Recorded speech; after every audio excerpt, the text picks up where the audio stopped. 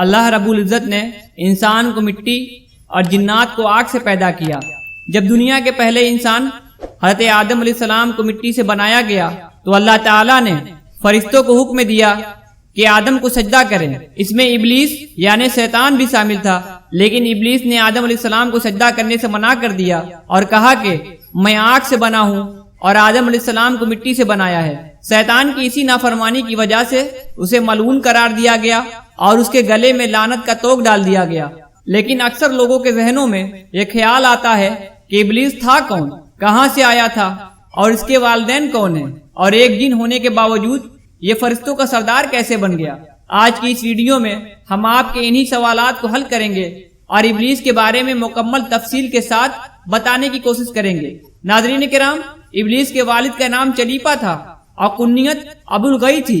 اس کا چہرہ ایک ببر شیر کی طرح تھا۔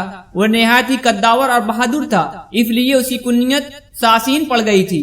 ساسین کے معنی دل دہلا دینے والے کے۔ ساسین کو تمام جنات میں سب سے بہادر مانا جاتا تھا، اس لیے قوم کا بچہ ساسین کا احترام کرتا تھا۔ اس نے اپنی بہادری اور طاقت سے جنات کے بہت ساری قوموں کو فتح کر کے اپنے زیر کیا تھا۔ ابلیس لعین کی والدہ کا نام تلبیس تھا اور اس کا لقب زیبی تھا۔ اس کی شکل ایک بھیڑیے کے مانند تھی۔ یہ بھی اپنے شوہر ہی کی طرح نہایت ہی دلیر اور طاقتور تھی۔ اس نے بھی اپنے شوہر کے ساتھ بہت ساری جنگیں جیتی تھی اور یہ میاں بیوی اس قدر بہادر تھے کہ جنات کا ماننا تھا کہ ان دونوں کے ہوتے ہوئے ہماری قوم کا کوئی ایک بال بھی بیکا نہیں کر سکتا۔ لیکن جب جنات قوم کی سرکشی و بغاوت حد سے زیادہ بڑھ گئی، جب جھگڑے فساد سے زمین لرز اٹھی، تو اللہ تعالیٰ نے فرشتوں کو حکم دیا کہ جا کر جنات کے اس گروہ کو خاتمہ کر دے۔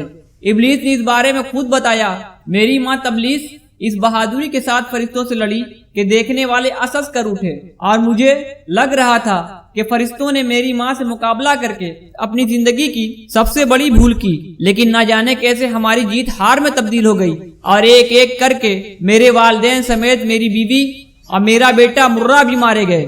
فرشتوں اور جنات کے درمیان زمین و آسمان کا فرق ہے۔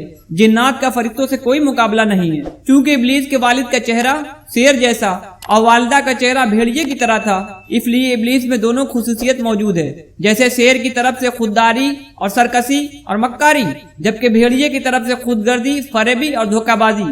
ناظرین کرام، جنات اور فرشتوں کی جنگ میں جن جنات کو قیدی بنایا گیا ان میں ابلیس بھی موجود تھا۔ فرشتے جب بارگاہ الہی میں حاضر ہوئے تو ان کو حکم ملا کہ ابلیس کی بہترین تربیت کرو۔ چنانچہ فرشتوں نے ابلیس کی تربیت بہترین انداز سے کی۔ اللہ جل جلالہ کے رتبے اور جاہ و جلال سے آسنا کیا گیا۔ عبادت و ریاضت کے طریقے و آداب سکھائے گئے۔ ساری کائنات کا علم حاصل کرنے کے بعد اسے فرشتوں کا سردار بنا دیا گیا۔ جو فرشتے اسے علم سکھاتے تھے وہی اس سے علم حاصل کرنے لگے، یہاں تک کہ اللہ تعالیٰ نے اس کے درجوں کو اس قدر بلند کر دیا کہ ساتوں آسمان پر اس کے چرچے شروع ہو گئے۔ پہلے آسمان پر اسے عابد کہا جاتا، دوسرے آسمان والوں نے اسے زاہد کہا، تیسرے آسمان والوں نے اسے عارف پکارا، چوتھے آسمان والے اسے ولی کہتے، پانچویں آسمان والے اسے تقی کہتے اور چھٹے آسمان والے خاصے اور ساتویں آسمان والے اسے عزازیل کے نام سے پکارا کرتے تھے۔ اس نے عبادت و ریاضت سے خود کو خدا تعالیٰ کی بارگاہ میں ایک اعلیٰ مقام پر فائز کر لیا تھا، لیکن اللہ رب العزت کو اس کے بارے میں بہتر معلوم تھا کہ یہ آگے چل کر کیا سے کیا بننے والا ہے۔ اس لیے اللہ تعالیٰ کا فرمان ہے کہ وَتُعِزُّ مَن تَشَاءُ وَتُذِلُّ مَن تَشَاءُ، کہ میں جس کو چاہتا ہوں عزت دیتا ہوں اور جسے چاہتا ہوں ذلت دیتا ہوں۔ ایک روز ابلیس ساتویں آسمان پر اللہ رب العزت کی حمد و ثنا میں مصروف ہو کر لوح محفوظ تک پہنچ گیا تو کیا دیکھتا ہے کہ لوح محفوظ پر ایک عبارت لکھی ہوئی ہے کہ ہمارا ایک بندہ ہے جسے ہم ہزاروں نعمتوں سے مالا مال کر دیں گے اور زمین سے اس کو آسمان پر پہنچا دیں گے اور آسمان سے پھر اسے جنت میں لے آئیں گے۔ اس کے بعد ہم ایک خاص کام پر اس کو مامور کریں گے، لیکن وہ انکار کرے گا اور بغاوت پر آمادہ ہو جائے گا۔ ابلیس اس عبارت کو پڑھ کر حیرت زدہ ہوا اور اپنے دل میں یہ خیال کرنے لگا کہ ایسا احسان فراموش بھلا کون ہوگا۔ دوبارہ عبارت پر غور کیا تو عبارت کے قریب نہایت ہی واضح لکھا ہوا تھا اعوذ باللہ من الشیطان الرجیم۔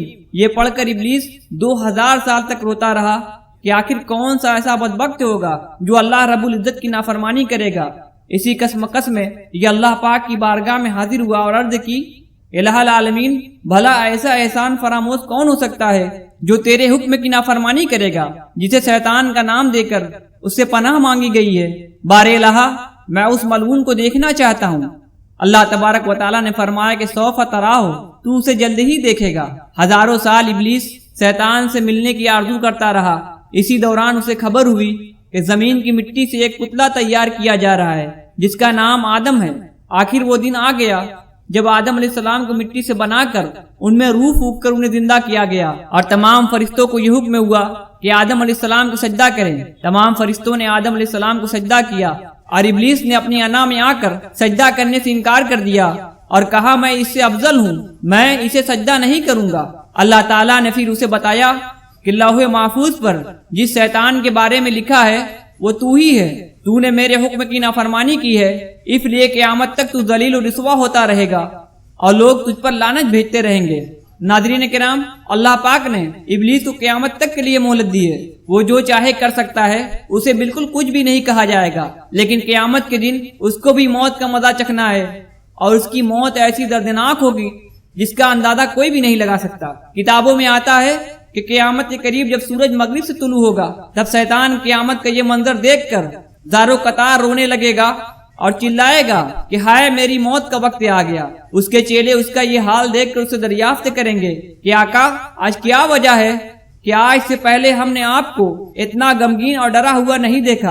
ابلیس اپنے چیلوں سے کہے گا کہ آخرکار سورج مغرب سے طلوع ہو گیا، جو میری موت کی نشانی ہے۔ حضرت ابا بن قیس رضی اللہ تعالیٰ عنہ فرماتے ہیں کہ ایک مرتبہ میں خلیفۃ المسلمین حضرت عمر رضی اللہ تعالیٰ عنہ سے ملنے کے لیے مدینہ منورہ پہنچا تو ایک جگہ علم کی مجلس تھی، اور حضرت کعب رضی اللہ تعالیٰ عنہ اس مجلس میں کچھ فرما رہے تھے۔ میں بھی کچھ علم حاصل کرنے کے لیے اسی مجلس میں بیٹھ گیا۔ حضرت کعب رضی اللہ تعالیٰ عنہ نے فرمایا کہ جب آدم علیہ السلام نے اپنی وفات کے وقت اللہ پاک کی بارگاہ میں عرض کیا کہ اے میرے رب، میری موت سے میرا دشمن شیطان بہت خوش ہو جائے گا کیونکہ وہ قیامت تک زندہ رہے گا، تو اس پر پروردگار عالم نے فرمایا کہ اے آدم، تم موت کے بعد جنت میں چلے جاؤ گے، اور ابلیس قیامت تک اس لیے زندہ رہے گا تاکہ قیامت کے دن جتنے لوگوں کو گمراہ کیا ہوگا ان کے حساب سے اسے موت کی تکلیف کو برداشت کرنا پڑے گا۔ یہ جواب سن کر حضرت آدم علیہ السلام نے ملک الموت سے سوال کیا کہ آخر ابلیس کی موت کیسے ہوگی، اس کے بارے میں ذرا مجھے بتائیے، جس پر ملک الموت نے اس کی موت کے بارے میں بتانا شروع کیا تو حضرت آدم علیہ السلام اس کی موت کا سن کر اس قدر خوفزدہ ہو گئے کہ انہوں نے ملک الموت سے فرمایا کہ اب بس اس سے آگے مجھے مت بتاؤ، یہاں تک بتا حضرت کعب رضی اللہ تعالیٰ عنہ بھی خاموش ہو گئے۔ لیکن لوگوں نے اصرار کیا کہ ہمیں ابلیس کی موت کے بارے میں بتائیں، تو انہوں نے پھر سے بتانا شروع کیا کہ قیامت کے دن لوگ اپنے عام زندگیوں میں مصروف ہوں گے کہ اچانک ایک بہت زوردار دھماکہ ہوگا، اس دھماکے کے خوف سے بہت سے لوگ بے ہوش ہو جائیں گے۔ اس کے بعد اللہ پاک ملک الموت سے فرمائے گا میں نے تمہارے مددگار فرشتوں کو سب سے زیادہ تمہارا معاون بنایا اور تمہیں ان سب کے برابر قوت و طاقت عطا فرمائی، آج میرے غصے اور غضب کا لباس پہن کر جاؤ اور ابلیس کے ساتھ ساتھ تمام انسانوں اور جنات کی روحوں کو قبض کر کے لے آؤ۔ اس موقع پر جہنم کے تمام دروازے کھول دیے جائیں گے۔ ملک الموت غیظ و غضب میں اپنے معاون فرشتوں کے ساتھ اس طرح گزریں گے کہ اگر عام لوگ انہیں دیکھ لیں تو ڈر کے مارے وہیں پر اپنی جان دے دیں۔ ملک الموت جب ابلیس کے پاس اس کی روح قبض کرنے آئیں گے تو ابلیس زاروں قطار چیخے مار مار کر روئے گا اور ملک الموت سے بچنے کے لیے یہاں وہاں بھاگنا شروع کر دے گا۔ یہ کبھی سمندر کی گہرائیوں میں چھپے گا اور کبھی زمین کے ساتوں تہوں میں، لیکن یہ جہاں بھی جائے گا ملک الموت وہیں پہنچ جائیں گے۔ ابلیس تھک ہار کر اپنی مقرر کردہ موت کی جگہ پر پہنچ کر ملک الموت سے سوال کرے گا کہ تم مجھے کہاں لے کر جاؤ گے؟ تو ملک الموت جواب دیں گے یہاں تمہاری وجہ سے کئی مسلمان چلے گئے، تو نے بہت سے لوگوں کو گناہوں میں مبتلا کر کے جہنم میں بھیجا ہے، آج تیرا بھی حساب ہوگا، آج تجھے اس قدر درد ملے گا جتنا تو نے سوچا بھی نہیں ہے۔ تیری روح قبض کرتے وقت جہنم میں جتنے بھی لوگ موجود ہیں ان کے برابر تجھے تکلیف ہوگی۔ اس وقت ابلیس حضرت آدم علیہ السلام کی قبر پر کھڑا ہو کر کہے گا اے آدم، کاش تم اس دنیا میں پیدا نہ ہوتے تو نہ ہی آج میں ملعون بنتا۔